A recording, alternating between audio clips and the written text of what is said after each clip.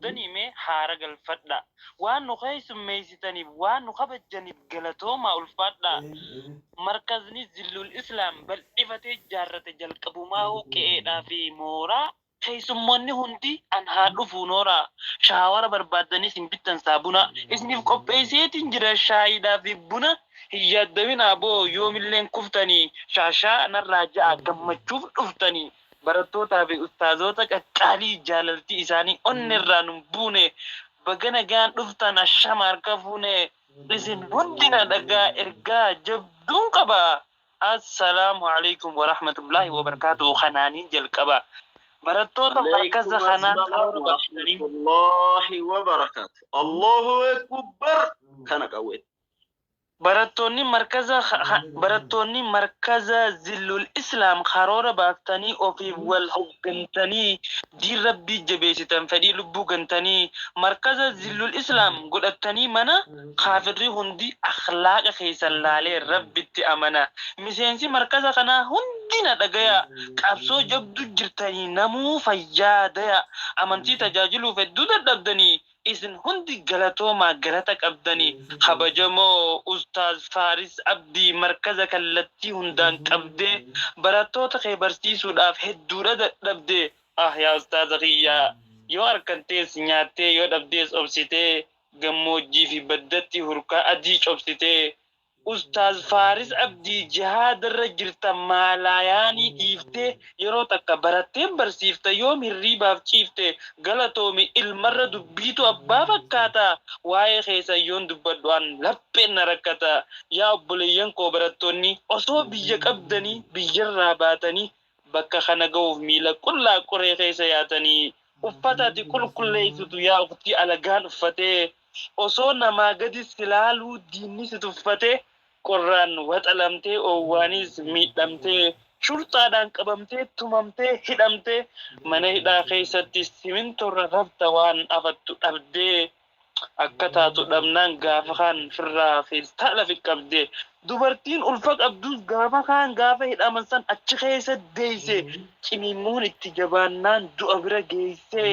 haala cimaa kana keessa teessanii baratan wallaa isin dhiira gocha keessanii dubbataan hatoo hattan miira qabsoo hadhoytuu gootan rakkoo jalaa diddanii maayikii banadhaa takbiirtaa jaaf ijoolleen jijjiirama fidanii. Allahu akbar. Takbir. Allahu akbar. Wallahi kalimatu haqqi. Dalagaadhaan beekama aarsaa cimaa laata. Dalagaadhaan beekama aarsaa cimaa laata. Shari'aadhaan jiraata soomanee salaata. Dhaloota barsiisa ofiifis baratee ummataaf waardiyaate akka barsiisaa kaaraate guyyaa boruu yaadatee lahdiidhaa fi qabrii furmaata godhate rakkoo hundaaf sabrii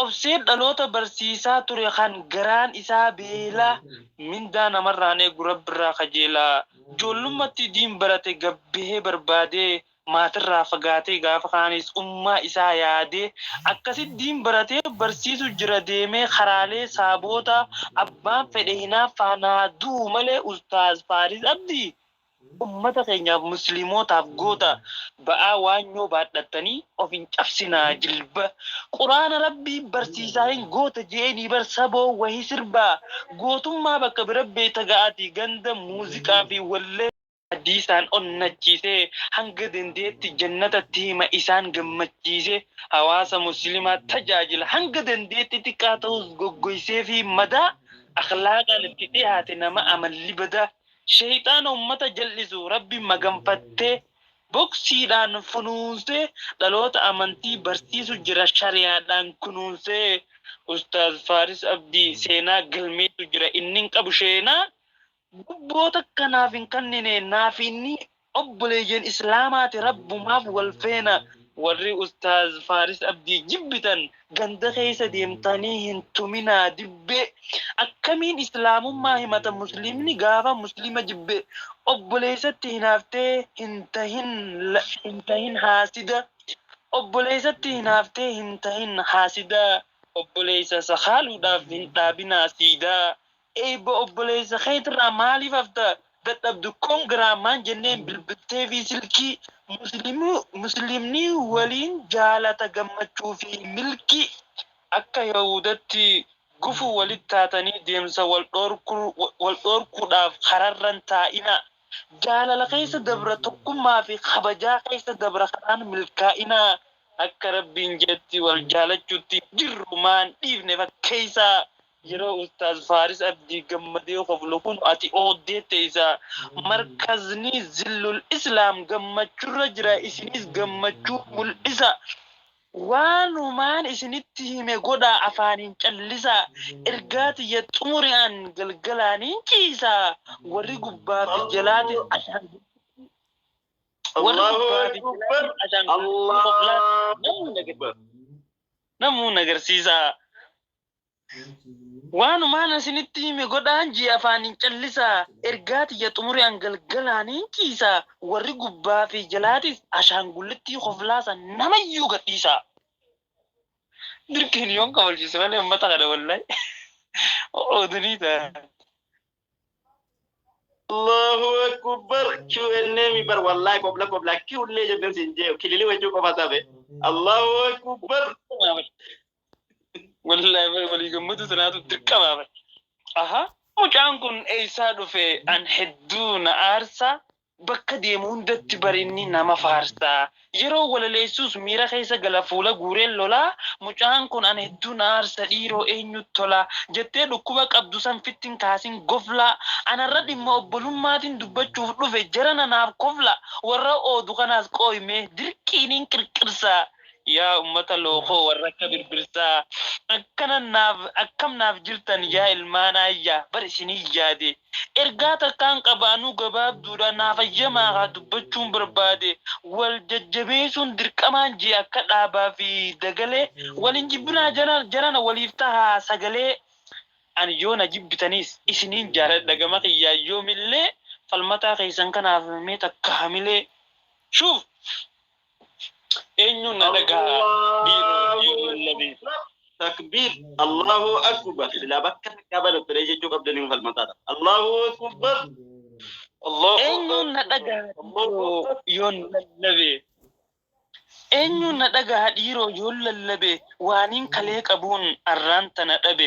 Muslimni kalee ulfaataadha jarana arra maaliif haphata. Ummanni duraan kabajaa qabu miidiyaarra beeka ustaazaa maalumaaf salphata. Duraan muslimni qulqulluudha bargaraan isaa saafii. Arra maaliif obboleessaaf isa dadhabne meenaaf deebisaa gaafii. Duraan humnaan qabalaan anummaan kun yoon dhiibeniin kuffisa. Haniin bilbilaan qabneen bursaa fi Filistiin dubbisa. Duraan namni faatiyaa qofa yoo beekees ol ka'ee salaataa. Gaafa keekaa fi bargariin jirre san biddeena tokkorraa kutee waliif laata. Hamakiinaan hin jirre miilaan finfinnee dhaqee. Hamakiinaan hin jirre. Qabsoo jabdu jirtanii namuu fayyaadaya. Amantii tajaajiluuf hedduu dadhabdanii. Isin hundi galatoomaa galata qabdanii. Kabajamoo Ustaaz Faaris Abdii markaza kallattii hundaan qabdee barattoota kee barsiisuudhaaf hedduudha dadhabdee.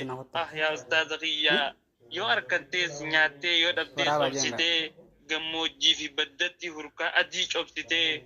Ustaaz Faaris Abdii jihaadarra jirta maalayaanii dhiiftee yeroo takka barattee barsiifta yoo hirriibaaf ciifte galatoomi ilmarra dubbiitu abbaa fakkaata. Waa'ee keessa yoon dubbadhu'an lapheen na rakkata. Yaa obboleeyyan koo barattoonni osoo biyya qabdanii biyyarraa baatanii bakka kana ga'uuf miila qullaa qoree keessa yaatanii. Uffata ati qulqulleessitu yaa uffati alagaan uffatee osoo namaa gadi silaaluu diinni si tuffatee. Qorraan waxalamtee oowwaanis miidhamtee shurxaadhaan qabamtee tumamtee hidhamtee mana hidhaa keessatti simintorra rafta waan afattu dhabdee akka taatu dhabnaan gaafa kaan firraa feestaala fi qabdee dubartiin ulfa qabdus gaafa kaan gaafa hidhaman san achi keessa deeyse cimimmuun itti jabaannaan du'a bira geessee haala cimaa kana keessa teessanii baratan wallaa isin dhiiraa. Gocha keessanii dubbataa natoo hatta miira qabsoo hadhoytuu gootan rakkoo jalaa diddanii maayikii banadhaa takbiirtaa jaaf ijoolleen jijjiirama fidanii. Allahu Akbar. Takbir. Allahu Akbar. إيه والله كلمة حق. dalagaadhaan beekama aarsaa cimaa laata. Dalagaadhaan beekama aarsaa cimaa laata. Shari'aadhaan jiraata soomanee salaata. Dhaloota barsiisa ofiifis baratee ummataaf waardiyaa ta'e akka barsiisaa kaaraate. Guyyaa boruu yaadatee lahdiidhaa fi qabrii furmaata godhate rakkoo hundaaf sabrii. Obseen dhaloota barsiisaa ture kan garaan isaa beelaa. Mindaa namarraan eegu rabbirraa kajeelaa. Ijoollummaatti diin barate gabbee barbaadee maatirraa fagaatee gaafa kaanis ummaa isaa yaadee akkasitti diin baratee barsiisu jira deemee karaalee saaboota abbaan fedhe hinaafaanaa du'u malee ustaaz Faaris Abdii ummata keenyaaf musliimotaaf goota ba'aa waanyoo baadhattanii of hin cabsinaa jilba. Quraana rabbii barsiisaa hin goota je'anii bar saboo wahii sirbaa. Gootummaa bakka bira beeta ga'aati ganda muuziqaa fi wallee yoo nama amantii barsiisuun goota jechuun baatte ati ijoollee daganaa wanta akkasii hin galle. Ustaaza dhaloota barsiisee Allahu Akbar. Ustaaza dhaloota barsiisee eebbise nama hedduu kana akkanaaf galatti an dhiirummaanis tana ummata rafaa jiru hadiisaan onnachiisee hanga dandeetti jannatatti hima isaan gammachiisee hawaasa muslimaa tajaajila hanga dandeetti xiqqaa ta'us goggoysee fi madaa akhlaaqaan itti dhiyaate nama amalli badaa shayxaana ummata jal'isu rabbi maganfattee boksiidhaan funuunsee dhaloota amantii barsiisu jira shari'aadhaan kunuunsee Ustaaz Faaris Abdii seenaa galmeetu jira inni qabu sheenaa gubboota kanaaf hin kannine naaf inni obboleeyyan islaamaati rabbumaaf wal feena warri Ustaaz Faaris Abdii jibbitan ganda keessa deemtanii hin tuminaa dibbee akkamiin islaamummaa himata muslimni gaafa muslima jibbe obboleessatti hinaaftee hin tahin haasida obboleessatti hinaaftee hin tahin haasida obboleessa sakaaluudhaaf hin dhaabinaa siidaa eebba obboleessa keetirraa maaliif hafta dadhabdu koongiraamaan jenneen bilbittee fi silkii muslimni waliin jaalata gammachuu fi milkii akka yahudatti gufu walit taatanii deemsa wal dhorkuudhaaf kararran taa'ina. Jaalala keessa dabra tokkummaa fi kabajaa keessa dabra kanaan milkaa'inaa akka rabbiin jetti wal jaalachuutti jirru maan dhiifne fakkeessaa yeroo Ustaaz Faaris Abdii gammadee of lukuun ati ooddeette isaa markazni zillul islaam gammachuurra jira isinis gammachuu mul'isa. Waanumaan isinitti hime godhaa afaaniin callisaa ergaati ya xumuri'an galgalaaniin ciisaa warri gubbaa fi jalaatis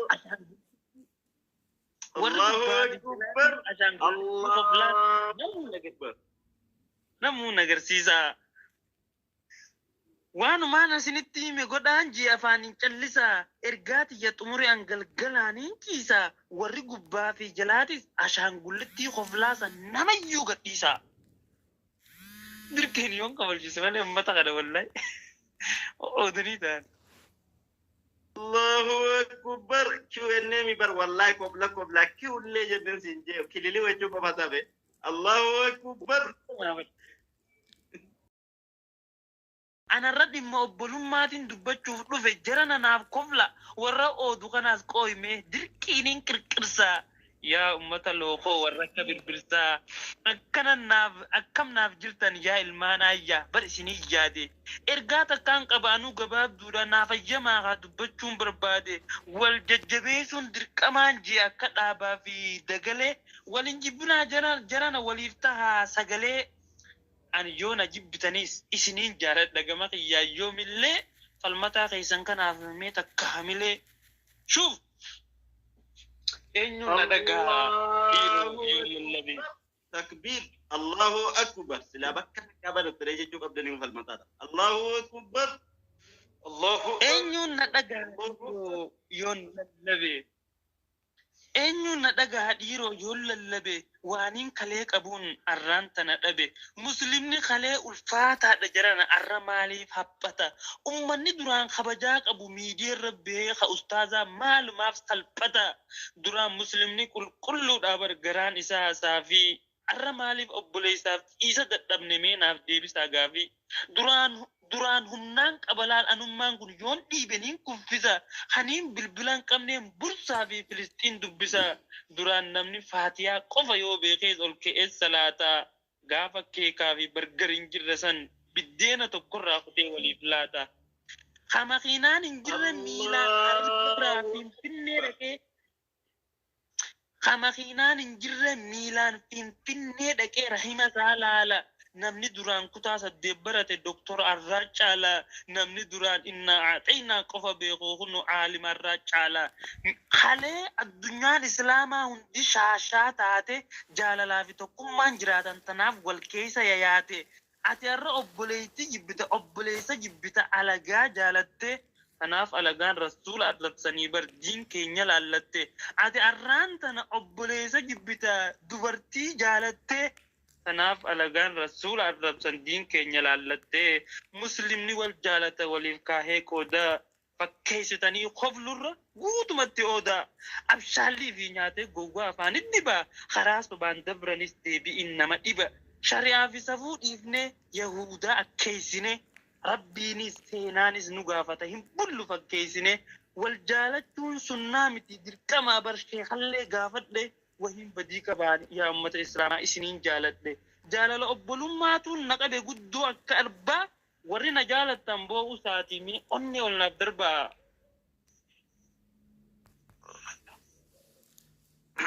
الله أكبر الله أكبر سنجالة سنجي والله أكو ما الإسلام أنت سنجالة دفلمي الله أكبر ربي نساجنا جالت ساجالت كل انسر به دلوتا برسيسي مركز هنديسي مركز زل الإسلام خيسا دين دلوتا أولي بر أمتا أرقيسي دلوتا بورا تولك دين إسلام سراري أمتا قبصا وأستاذ أمتا قبصا أستاذ فارس عبدي حواسا مرري دير أمتا الرادلتيف أومشي چليسو أستاذ فارس أبدي سيناتي أولولي داسترا يوم اللي مبليسو نما وان بدر رافقاتي غاري برا ملتو إيرا أمتاف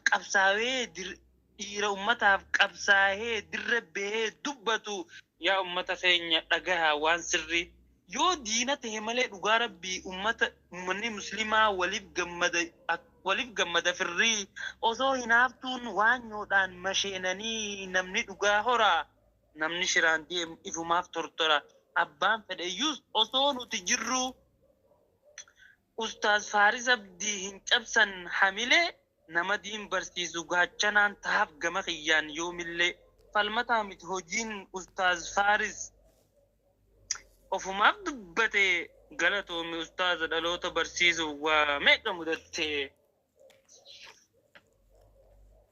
الله أكبر تكبير الله أكبر أكم جرتن براتوني إيسا دفري براتوني إيسا دفا أستاذني يو جراچو باتي سلارة تيك توك قباشو بفتابر كلين سر باتي ما شاء الله أرقي بفهمتي حروف القرآن أستمرتي سبب أستاذات فنيو جاهل ما مرتي تنافين اسم أستاذ خيزان فارسي أستاذ فارس أبدي دين جمّتشيس الدين إساء عرسي براتوني مركز زل الإسلام استقامة قبان قلبي إسانين هيراني يرون أستاذ إساني فارسوف كناهو جمّدات جيراني لبو أفر أستاذ جمّدان ديمان جلا مراني يرو بلو فرقوتي أستاذ ران إيسان وجمان تراني أكنومتي الله ما يكره قاعد إنجران كذا